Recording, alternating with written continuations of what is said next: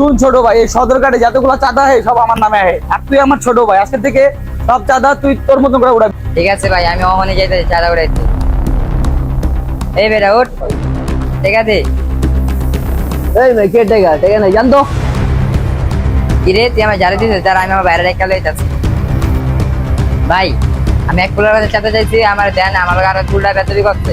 কি ভাই, আমার ছোট ভাই লোক বেয়াদবি করতে, যা তুই ওরে এখন ডেকে লয়। ভাই লইছি। কি তুই আমার ছোট ভাই লোক বেয়াদবি করস, তুই ওরে এখন ডেকে দে।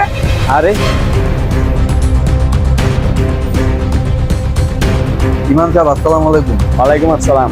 ইমাম সাহেব, আমাদের লঞ্চে তো কখনো এরকম হয় না, আজকে আবহাওয়াটা দেখছেন কত খারাপ, আমার তো অনেক ভয় লাগতেছে। হ্যাঁ ভাই, আমি তো এই লঞ্চের ইমাম, আমিও কখনো এরকম জ্বর দেখি না ভাই। হয়তো আমাদের এই লঞ্চে কোনো গুনাহগার ব্যক্তি উঠছে, যার কারণে আমরা এই জ্বরের কবলে পড়ছি। ছোট ভাই, ইমাম সাহেব মনে হয় আমার কথাই কইতাছে, আমি এই লঞ্চে সবচেয়ে বড় গুনাহগার। শুন ছোট ভাই, আজকে থেকে আমরা সকল প্রকার খারাপ কাজ বন্ধ করে দিব, আর চল আমরা আল্লাহর কাছে মাফ চাই। কমেন্টে আল্লাহর নামটি লিখতে ভুলবেন না।